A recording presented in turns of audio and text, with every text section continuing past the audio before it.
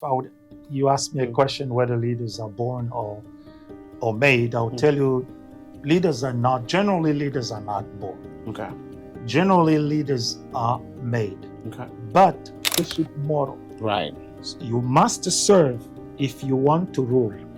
You must be the last if you want to be served. Serve first. If you want to be the head, be last first. Right. So because leaders don't just sacrifice themselves. They also need to sacrifice the wrong element within the team for the benefit of the entire team. So a leader who wants to appear tall or smart by surrounding themselves with stupid people or with mediocre people is shooting himself in the foot. Because once he dies, whatever work is done will die with him. Right. Don't confuse mentorship with discipleship. Okay, that's a good one. It's a big, there's a huge gap between the two. Hi there. Welcome back to this channel. I am so excited to, present you with something that is amazing that I believe is going to be a blessing to you who is watching today.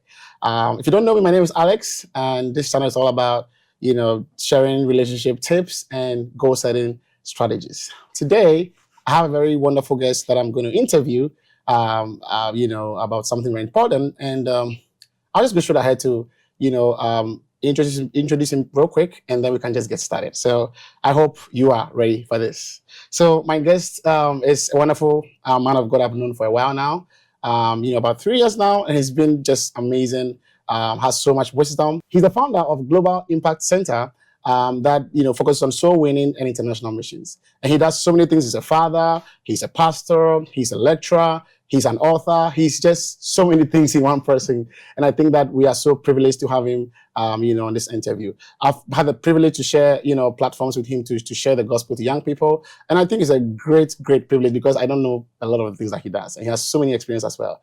So ladies and gentlemen, my guest today is Pastor McNay Nkashama, all the way from the Congo. Pastor McNay, good to see you.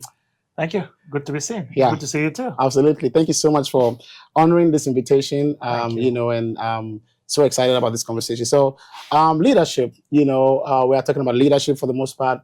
And my first question to you is, what do you think leadership is, generally speaking? Generally speaking, leadership in one word, if you were to define it in one word, leadership is influence. Okay.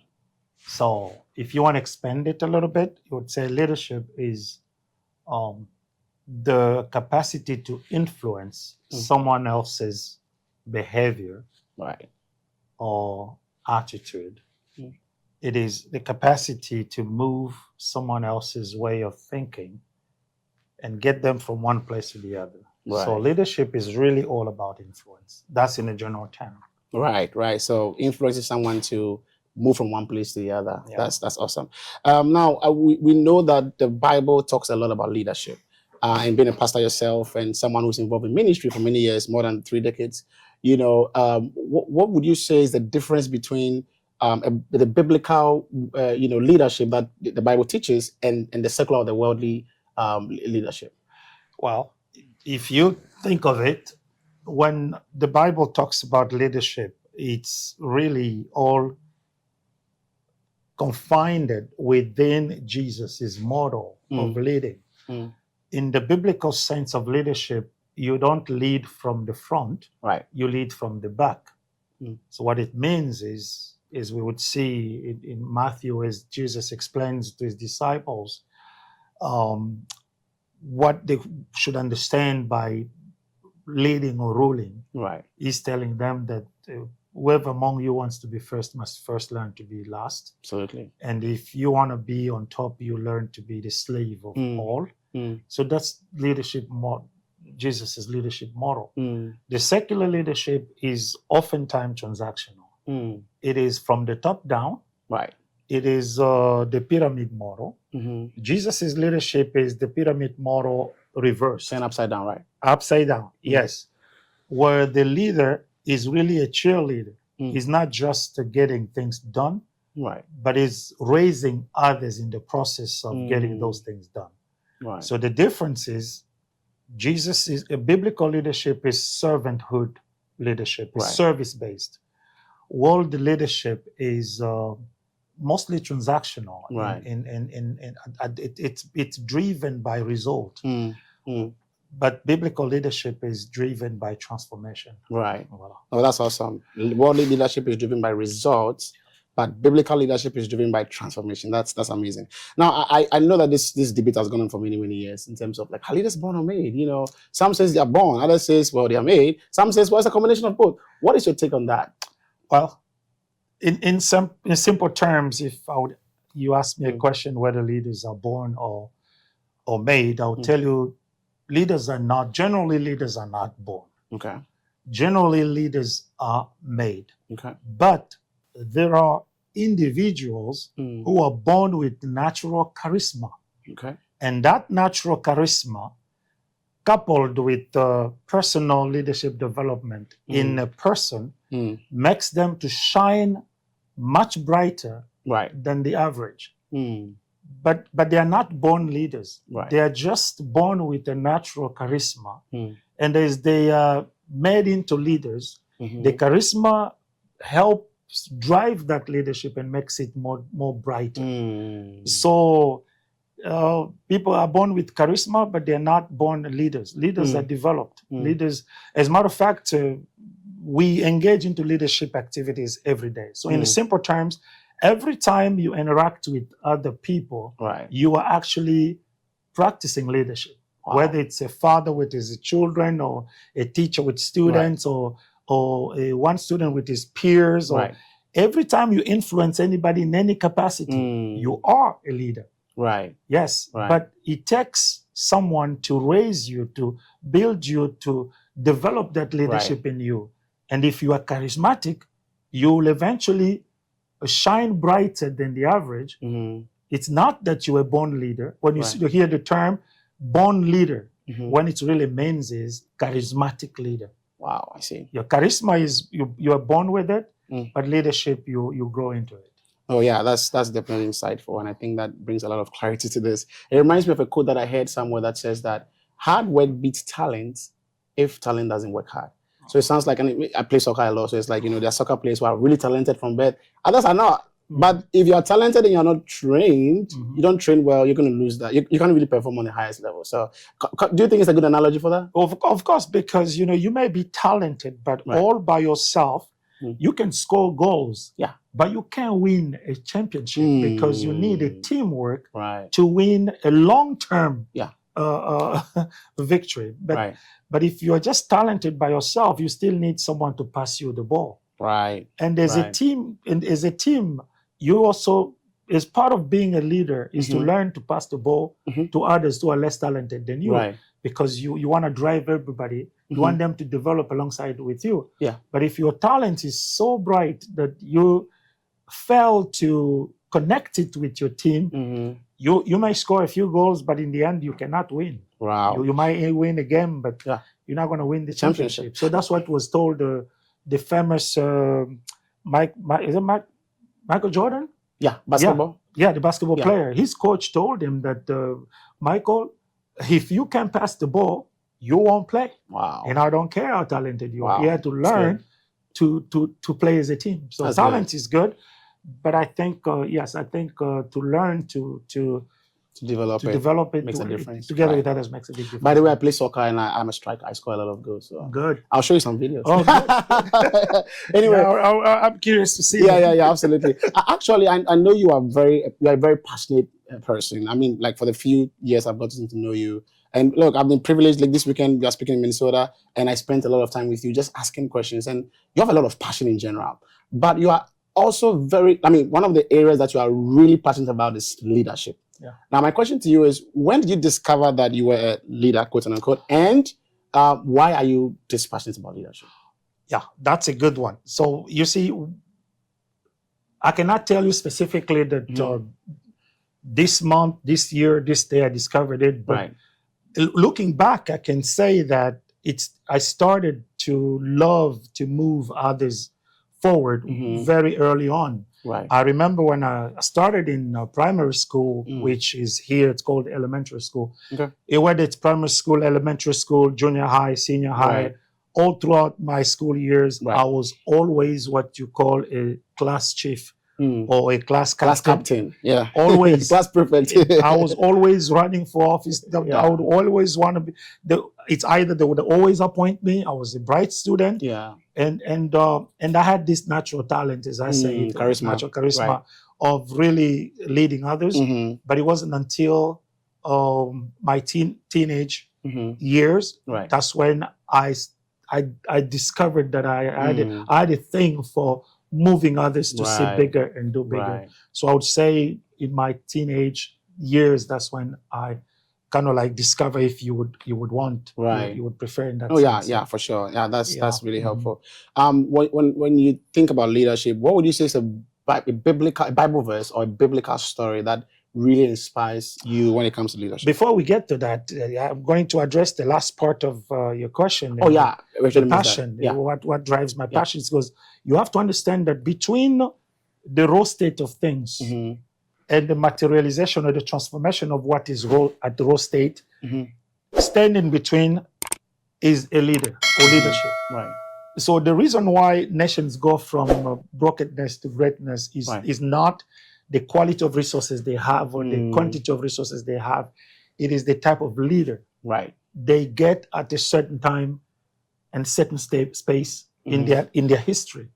So you can look back into nations' history and countries' history. You see that there's always one class, one group of people, one person at a certain time who turned things around, and they had a bigger vision and moved this countrymen from, the poorest of the poor to developed stages. And you can look back to Africa is a good example. The only thing standing in between Africa in its greatness is not the resources. Africa is the richest resource countries and resource nation, richest place in the world, but we suffer from a syndrome of poor leadership. I'm passionate about leadership because it has the potential to transform lives. Now that reminds me of a quote by John C. Maxwell where he says that everything rises and falls on leadership. So back to the question I was trying to ask you, what would be a scripture or a Bible story that inspires your approach to leadership and why? Matthew chapter 20 verse 25. That was pretty quick. Down.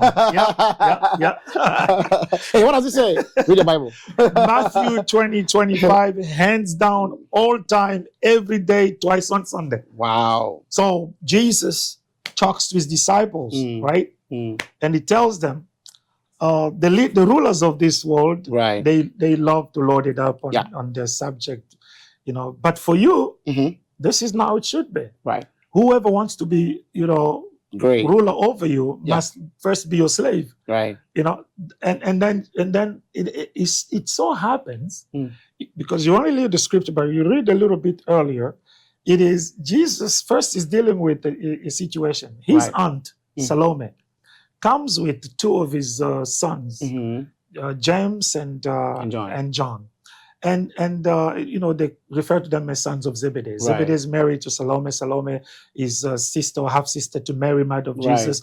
Makes them family, right? So she comes and tells Jesus, put your cousins in charge of your, whatever it is that you're building. Put one on the left, one on the right. This is family business. And Jesus sees, and other disciples are looking at it. He notices that there is a conflict of positioning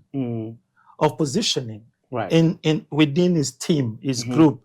So he takes the opportunity, first addresses the issue with his auntie and say, well, when it comes to who sits on my left or right, that's not up to me, but up to my father who has to determine that. And then looks to his disciples they've been observing. What is he going to do?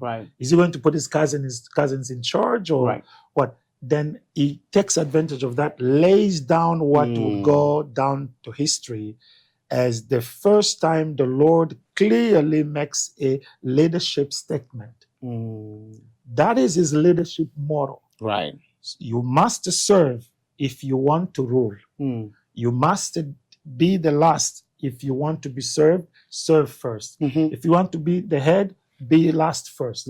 So let others go ahead of you, you come later. So he's teaching how to lead from the back rather than from the front. That is actually the beginning of what is known today, in my opinion, as the servanthood leadership model that is actually being talked about all over the world, all over the servanthood. So I think the number one person who lays that principle down was Jesus Christ. Matthew 20:25. Yes. Oh, that's awesome. Hey, if you don't know the Bible verse, that's a good one to memorize. So just go look Absolutely. It up and memorize it, okay? Every leader should have that in their mind. Right. Every leader should be able to think that verse through and really memorize that. It's powerful. Yeah, right. Now I want you to speak to, obviously this is my audience is more Christians. I want to speak to Christian leaders and touch on the whole idea of trust. I know that when you're working with people, trust is a very important foundation. And when it's not there, nothing can be done, right? Yeah. So what would you say? I mean, I know this is a big question, but just in a summary, how can a Christian leader build trust with his team or his people? First of all, people have to know that their leader is real. He's what? Real? Real. As in a person, a human being? As a person. Okay. It means what you see is what you get. What you get, right. He's not a two-faced leader. He's one-faced leader. Right. So what he says in private is what he says in public. Of course, in the general sense, every leader has two faces. Right. I'm not talking about character. Yeah. He has two faces. One that he front loads in public. Right. The other one that those in private know about him. But both faces are anchored by one character in the man. He's constant. Right. He's real. His team knows that if it comes down to it, he will sacrifice himself for them. Right. They trust him enough to put aside their own priority to follow him. Right. Because they know this leader will take a fall for us. Right. Leaders don't shift the blame to those under them when things don't work well. What if it's their fault? Huh? What if it's the followers' fault? Like they are the ones. Exactly. He takes the blame for the team. Okay. That's sending the message that we are one. We are one. He made a mistake because I failed to catch that mistake earlier. So he made that mistake because part of leading is also learning to know, is this person the right person to be where they're supposed to be? Because if I have not made the right decision by removing them before they make that fault, so it is my fault. It's your fault. Before you get to their fault, it's my fault. And trust me, 30 years later, I've learned one thing or two. That there is time you must learn the hard thing of making difficult decisions. I didn't know you were just 30 years old. I'm over 30 years I understand of ministry. What you mean. I was just trying to kid you. 30 years of ministry, I've learned one thing or two. Yeah. Because leaders don't just sacrifice themselves. They also need to sacrifice the wrong element within the team for the benefit of the entire team. So sacrifice is not just the leader, but it's also anybody else in the team. Yeah, it's a difficult thing. It's part of what we call difficult decisions. Right. So they made a mistake or wrong decisions. But I think if you look back honestly, you probably spot a few indications. Right. But you chose to ignore it perhaps for a variety of reasons. Maybe it's your cousin, maybe it's somebody you've been with for many years. What would people say and all that? And all the while, it's hurting the community. Right. It's hurting the church. It's hurting the common good. Right. And if the issue arises and things go bad, you must take responsibility for that. That's leadership. Right. That's a really good response. That reminds me of, you said something about what I said earlier on about John Maxwell saying that leadership is everything is supposed on leadership, really. Now, Craig Groeschel is one of the leaders I follow a lot, and he has a podcast called Craig Groeschel Leadership Podcast. And he always ends by saying that people will follow a leader who is always real than a leader who is always right. So when you mentioned that you have to be real, you have to be your character consistently, that reminded me of that. Now my next question would be closely connected to the trust issue and how you mentioned a leader must take responsibility. There's always conflict that arises with relationships. Like we are all fallen people, we're not perfect people. Now, how should a leader, from your perspective and from a biblical perspective, approach conflict and hard conversations, with their team members in a way that honors God and still is real and authentic? We'll go back to Jesus at the incident with his cousins. Right. Do you know what it takes to say no to your aunt? Right. And to literally embarrass her if you'd like, because she's standing there, she's making a request, other disciples are listening, and you telling her that I can't do that because that's my father who has to decide. And you turn back and give a principle that actually runs counterclock to what she wanted. She wanted your cousins to be up there. Right. And you tell her if they're going to be up there, they first have to serve everybody else. So he's anticipating. So the best way to deal with conflict is you cannot avoid conflicts, right? But you can anticipate conflicts and try to find a way to minimize them. And if they arise, you must deal with them concisely and in an open way. Right. There are times some conflicts requires that there's a certain level of confrontation. There are times that a leader has to be diplomatic. Right. Diplomatic in addressing people involved in the conflict, because the way you handle a conflict can either build people or break them. Right. Or build the community or break the community. Right. Oftentimes, what you do, you must investigate the matter. Don't assume. Right. It doesn't matter how well you know people, investigate. That's why the world has a way of they investigate everything. Yeah. You've seen a video, a police officer shoots someone, you see the video, they shot him, everybody's demanding justice, and they said this incident is being investigated. People are like, why do you investigate? It's clear, we have videos, but these are sound bites, clips of videos. That a true leader must investigate the whole thing. How did it start? Who were the persons involved? How many witnesses were there?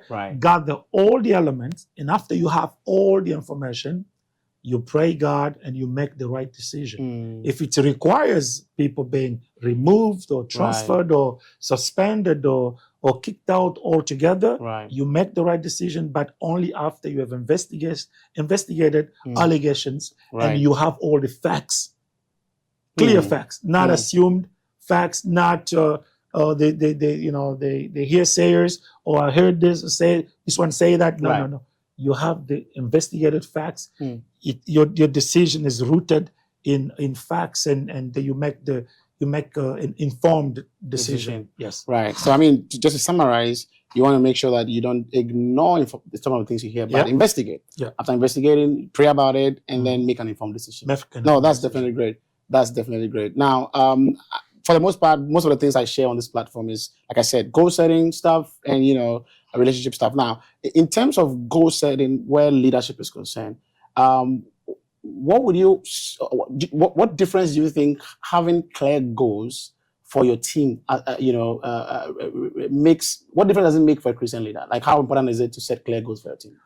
First, you have to, when you set goals, have you ever heard the word SMART? Yeah, I have. Specific, measurable, achievable, relevant, and time-bound. Right. So those experts who sat down and studied and years of leadership observation and all that came up with that formula. So all it really says is you must set goals that are realistic, that are achievable. Right. Some goals may be bigger. I was going to ask about that. They may be bigger. But you must understand that you as a leader, you are seeing the destination from the hilltop. Right.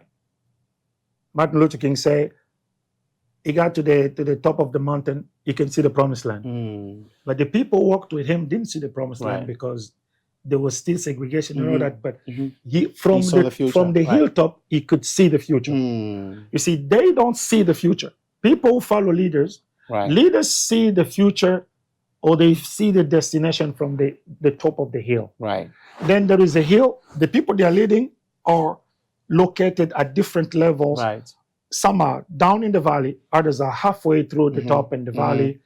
But all of them have one thing: they can't see the destination. They can't see the future because the hill is there blocking their view. Right. All they have in common, they can all see the leader, and he can see the future and the destination. The reason why they can see the leader, they're following him because they can trust him. So literally, they don't just trust what he's saying, but they also trust what he's saying that he's saying. So basically what you do to help them, you must break down your bigger goal into small goals, which are specific, achievable, measurable, achievable, relevant, and time bound. Right. So you break them into goals that can be achieved, because the idea is the more you break them to small portions, right, and they're able to do that, to achieve them, and they're able to achieve them, they'll eventually they enjoy the success they experience for having achieved those goals. And the small success build confidence. Right. So you move them from one step from the hill. You're still on the hilltop. Right. They move them from the valley to a certain level, and those small goals are helping them move progressively to where you are. The more they see victory, and men have it. One thing they all have is habit. Right. So they get used to winning. They win small goals. They win small goals. All those small goals develop into a major, accumulated winnings. And now they are able to believe that, yes, we can do it. We can do it. What you did was to give them a taste of winning. But if you had just to push them to see the bigger picture right away, even God doesn't do that. He tells us about the bigger picture, but he doesn't give us the details. Then he walks us into small victories. Right. So that's how you set up goals. It's important to set goals that are clear, specific. Specific means you're going somewhere bigger, but they are small, specific goals. Right. This team do this, you do that, you do that. Each person wins in small portions of goals. Then they all lead, they all serve as a shining force to help the whole team now be able to say, if I did this, if I fought the lion and the bear, like David said, right. The same God who helped me fight the lion, the same God who helped me fight the bear, I can fight Goliath, because the same God. The small victories prepared him to now be able to fight the most terrifying individual you can ever think of.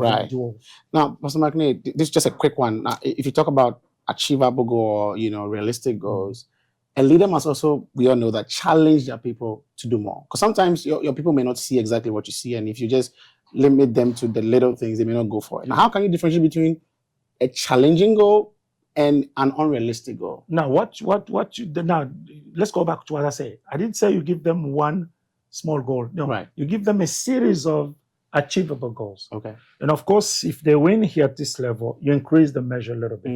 Like Jesus said, if you are faithful, in the little I give you bigger things. Right. Some are leaders of 10, you move them to 15 or 20. So that's how you're challenging Makes them. sense. What in an achievable goal is a goal that, let's say, a goal that is not measurable. It's bigger for the size of the team you have. Or your team is bigger for the size of assignment you want them to do. So the team has to match, the measure between the goal to be achieved and the team that is going to achieve it has to be realistic. Do you have the right number of people? Do you have the proper resources to do that?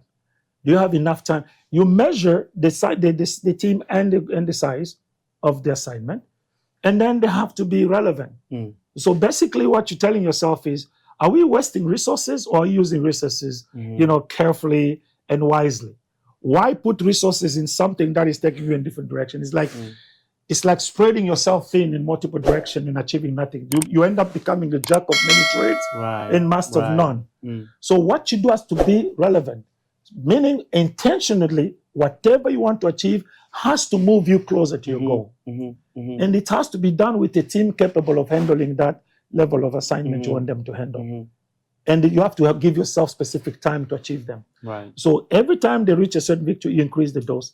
So that the difference is, if you would just give them a bigger something that the number of, it's like sending a 10 military to occupy a territory that can be occupied by 1,000 soldiers. So it's not achievable. And that can bring discouragement. It will bring discouragement. But if you tell them to just occupy a small neighborhood, they will be effective, because that's measurable, achievable, relevant, and time bound. Absolutely. Now that's so good. Now, in terms of, as Christians, we want to be led by the Spirit of God and led by what the Word of God says. How can a leader balance goal setting with God's purpose? This is where the Lord is leading us. Okay, so how can they have a good balance between the two? And to add to that, how can they build a legacy as leaders, Christian leaders? Well, that is a good question. When it comes to legacy building, it goes back to your team selection. Legacy is the byproduct of the quality of those you've selected to take after you. If you've selected someone to take after you because they are your biological product, they're your child and they don't have the competency it requires for them to have, of course your legacy will die with you.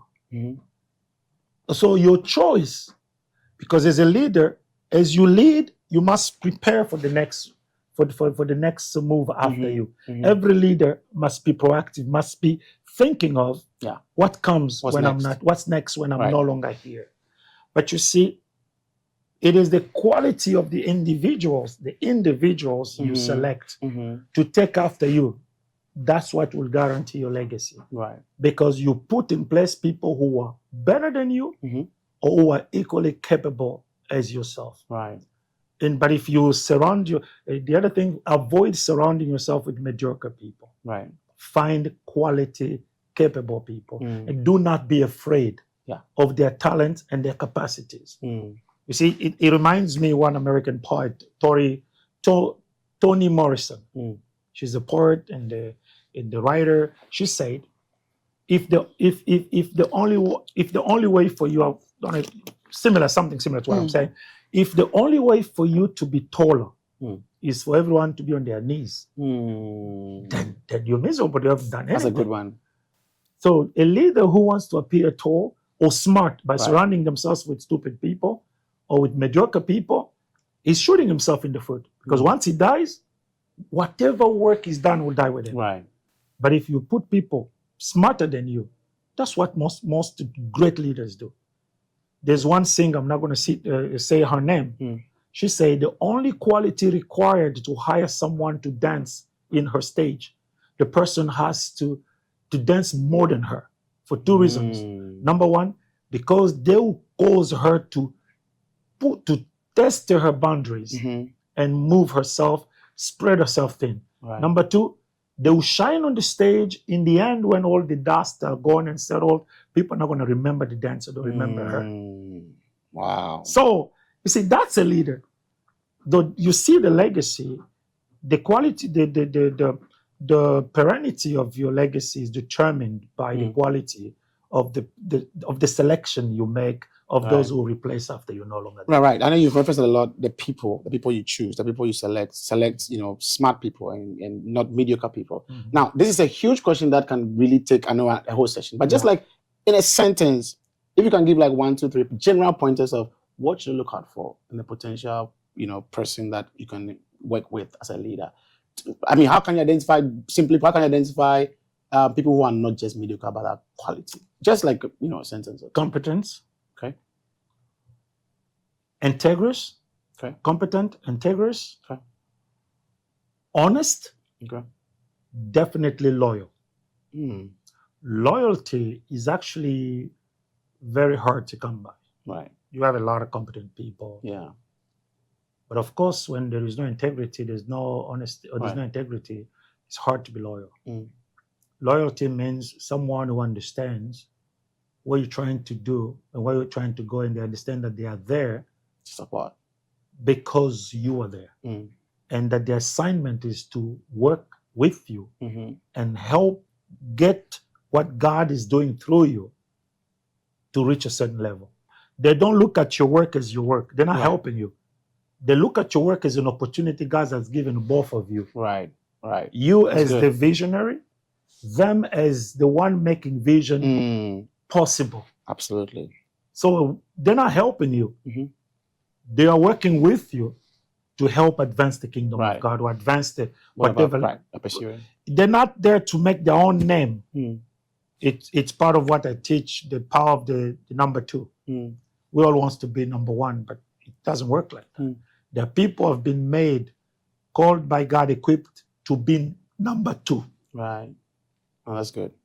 So that's very important. Yeah. Those are qualities you need to look into a person. Right. And of course, when you look at all that, of course, there's humility that tops them off, and then it allows you to be more effective. Yeah. I like acronyms a lot. And as we're talking, I just was thinking about how can I create an acronym with this? And I think the word chill came to mind. So C stands for competence, H stands for honesty or humility, and then I is integrity, and L is loyalty. So hey, chill out, leader. You have a lot of knowledge. That's what you need. Chill. Look for a chill person. That's good. I'm going to publish this and write your name. Good. Well, send me the role. I will. Anyway, now we are after wrapping up quickly. Now, the whole idea of self-leadership. You talk about leadership being influence, which sounds like there must be somebody trying to influence somebody to do something. What do you think about self-leadership? It's a thing I hear a lot. What do you think about the whole idea? Self-leadership is simply self-leading. And self-leadership is part of leadership, personal development, actually. Okay. So self-leadership is one component of self-development. Okay. Because when you talk about self-leadership, you talk about the capacity to lead yourself, to lead your emotions, to be able to control your emotions, to be able to control your own behavior, your own passions, and to be able to lead you to a place where you are disciplined yourself. So self-leadership is really dealing with those things: emotion, control your own emotion, the capacity for you to learn to say no when you're supposed to say no, yes we're supposed to say yes, and lead yourself in controlling the capacity to choose right. So maturing yourself as an individual, that's self-leadership. So the question was again. So what do you think about the concept of self-leadership? That was the question. It's very important, because if you can self-lead, you cannot lead someone else. And so that was going to be my next question. Since you have mentioned that, let's just go with that. So how can someone who is an emerging leader, when I use leader in this context, what I mean is the person having a team or a group of people that he's leading. So how can the person prepare themselves, for that particular season? Prepare themselves. Yeah. They must learn when you self-lead. Number one thing is you lead yourself to discover. You discover self-awareness. Who are you? You get to know yourself. Self-leadership leads to developing. Self-leadership leads you to discover who you are. Who are you as a person? What makes you happy? What are your priorities? What kind of person are you? You have to know that. Are you an introvert? Are you an extrovert? What makes you happy? What do you like? What don't you like? Self-awareness is important for a leader. You must be aware of yourself. What are your strengths? What are your weaknesses? If you don't know them, you will create problems with the people that you lead. Because if you know what your weaknesses are, you will bring in people who can compensate those weaknesses. But you'll also know how far you can stretch before you lose your temper. So you are aware of yourself. And then you are also discovering your emotions. How good are you in managing your anger? How good are you with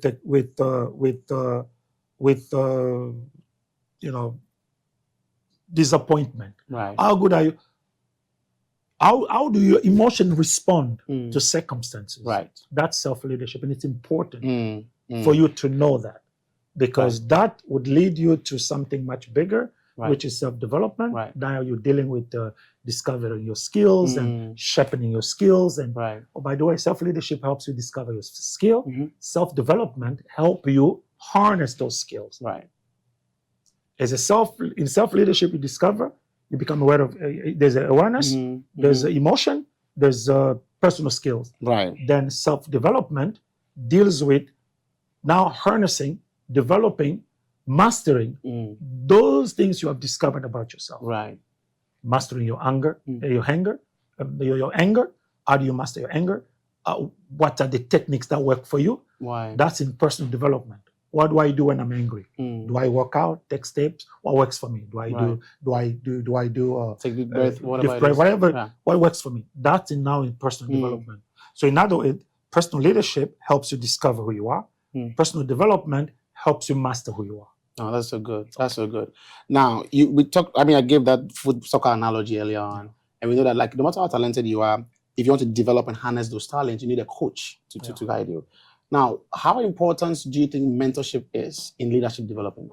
And how can a emerging leader discover a mentor? Just briefly. I know this is like a whole, we can have like a 2-hour conversation on this, you know, but briefly, I would say don't confuse mentorship with discipleship.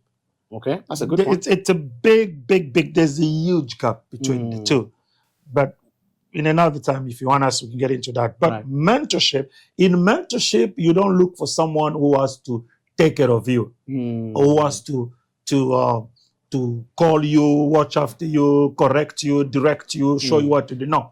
In mentorship, the burden is on you. See, you're the one who has to look for someone who is where you're trying to go. So that's the mentee. Yeah, as a mentee. Right. You're looking for someone who is already where you're trying to go. Right. Or is halfway there. Right. How did I get there? You don't even have to, if you don't have the opportunity, if you have the opportunity to ask them questions, good. If you don't have the opportunity to ask them questions, the burden is on you to observe them. Right. That's good. You gotta glean, like Ruth was gleaning in Boaz's field. You glean into their life. What is it that they're doing is working well? Because most of those people, their lives are public. You can look, they did this, and glean and learn. Even the bad thing they have done, they teach you what not to do. Right. Because they have arrived where you have going. And if they've arrived there and they've done this, they are still able to reach there. Right. So if you have a chance to ask them a question, go ahead and ask them a question. If you can't, then they are your mentors. So oftentimes people think a mentor has to be a close proximity, has to be someone you're close to, you know, someone can talk. Great if you have an opportunity to do that then. And someone, even in that case, a mentor doesn't have to care about you. Right. That's just, if I shock people, that's the truth. In my experience, a mentor doesn't have to allocate time for you. Wow. You have to allocate time for yourself by literally you picking, you stealing, like the woman with the issues of blood. Right. You touch the hem of the garment. Exactly. You pull from them. Right. And most mentors, if they would discover that somebody is really learning from them, then you move from mentorship to discipleship. Right. So if you begin to spend more time in a confined space and proximity, that's no more.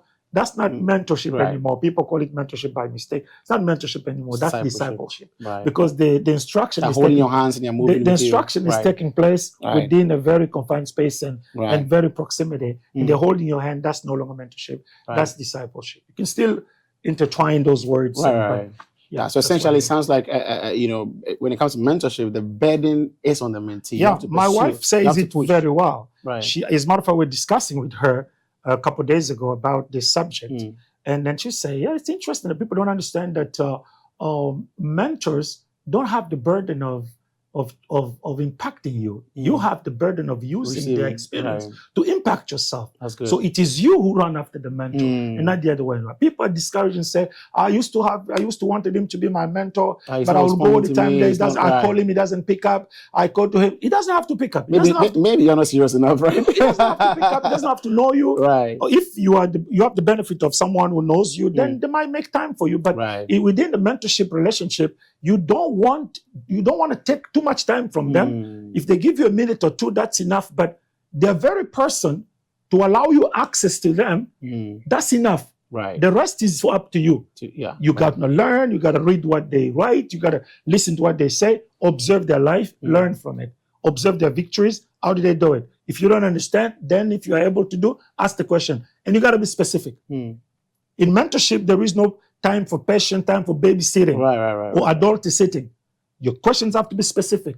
Because most mentors, if you make an example, any one of you following me, go to someone you want to mentor, you tell them, oh, I want you to mentor me. The first question will be like, in which area, or how can I be of help? Right. Because he's not supposed to know what to do for you. You know what you need. Right. So it's up to you to say, I want you to mentor me. I want to understand, how did you make your first $1 million?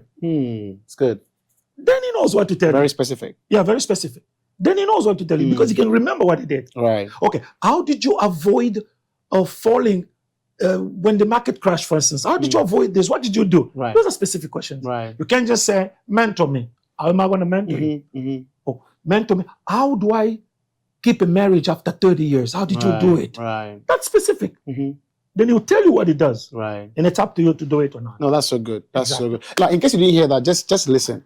the burden of, in the mentorship relationship is on the mentee. Yeah. So pursue and learn and grow. Yeah. That's so good. Now, my last question to you is that, one of the things I teach my clients when it comes to the goal setting framework I use is very holistic in nature, is challenging them to read books and to set goals, about just adding knowledge to their lives. What would be 2 or 3, or maybe 1, or maybe 10, I'm just kidding, but 2 or 3 books or podcast or both that you want to recommend to anybody who's an emerging leader and wants to grow? Now you're getting me in trouble, because oftentimes when people ask me this question, I don't like to come across as a funny or as a mean guy or a person who doesn't believe in others. No, that's not it. But I can tell you that for me, the only book I recommend is the Bible. And I'll tell you why. Tell me. Because it is the only book that has no mistake in it. Every principle, anything written in it has been inspired by God, and God doesn't make mistakes. Right. Every other book, especially leadership books, 70% of it is garbage. Or it is copied from another person and with a little twist. There are some great books out there, but every principle in those books cannot be taken literally, and they cannot all be applied. Because they're written by people who express their own experiences. Every book you read it, you have to have the discernment to pick what is useful to you, and be able to discern what is garbage. And in every book, however great it is, there is the good and the bad stuff. Absolutely. Because we deal in a society where some are liberals, some are conservative, some are Christian, some are non-Christian, some are, there's a variety of influence that influence somebody's thoughts as they lay them down on piece of papers and print them into books. Only the Bible is a book which is without a mistake, without error. And the only inspiring leader who can be following blindly is Jesus. So that's why I say I don't want to get me in trouble. But I love books by John Maxwell. Great books. I love. I have a lot of books that are by John Maxwell. I don't necessarily agree with everything. But there's a lot of good things in it. Because some principles are opinion based. They work for him. They not necessarily work for someone in a different part of the world. As you know, leadership can also be situational. What works here doesn't necessarily work in India else, or Africa or China. Or, it depends. And there's another also book written by. It's actually, I need to remember the author. I don't like to give author's name because they write other books that are garbage. But his book he wrote, maybe I'll give you the title. You can put it on this. It's called Extreme Ownership. It's a good book. Extreme Ownership. It's by a former Navy SEAL trainer, Navy SEAL commander, and now a trainer, who explains some principles on Navy SEAL techniques. And then again, if you go, the Green Beret within the U.S. Army, they'll trash Navy SEALs. They'll think they're not the best. And then you have the Delta Force. Every group is trying to tell you that. That's what I'm telling you, that the only book that is consistent, perfect, that I would recommend all of you to read, even if you're not a Christian, read the Bible. Yeah, that's awesome. The Bible. And I think, like you said, it's not saying that other books are not good. They're good books. The Bible is the best book that you need to read. And I love that emphasis. That's awesome. What will be your final words to the audience? Like anything on your heart you want to share to the audience. Look in the camera and just say anything to anybody watching right now. Mostly young adults are the ones who usually watch my channel. Young adults who are Christians for the most part. So, my friends, I know that most of you aspire to be leaders. Some of you are in the leadership position. Some of you have a heart for the Lord. Remember, there is a very powerful scripture, probably Brother Alex will put it underneath when he edits this. It's in the book of Proverbs that says that or to you land, or to you land when your king is a child. And your princes party early in the morning. It means leadership is not for the immature. Leadership is not for children. Leadership is for seasoned people. And leadership is for people who are conscious of the impact of their actions and attitude on the lives of others. So what that scripture says, what Proverbs is saying is, when your leader is a child, you make decisions that have impact over your life. They will not even be conscious about it. So as a leader, you must know that your decisions do not only impact you, they impact others. They don't just exist in this generation, they are intergenerational. So you gotta be very conscious about it. So you gotta spend time with the Lord, ask Him what you need to do, how you need to do it. Read a lot, read the Bible a lot, follow the life of Jesus and follow the life of Paul. Very, very good two men characters that I would recommend you to really study the life of Jesus. I'm not talking about, I mean, if you want to follow a leader, practical steps of a leader, follow the life of Jesus, follow the life of Paul. As he said, follow me, imitate me, even as I imitate Christ. So I would like to tell you that, but also tell you that you are a leader. You're not, you may look at yourself and say, oh, I'm not a natural born leader. You don't have to be charismatic to lead. You just have to have good judgment, to make decisions that positively impact others. And I have seen people who have been led by non-charismatic leaders who have gone on to be charismatic leaders themselves.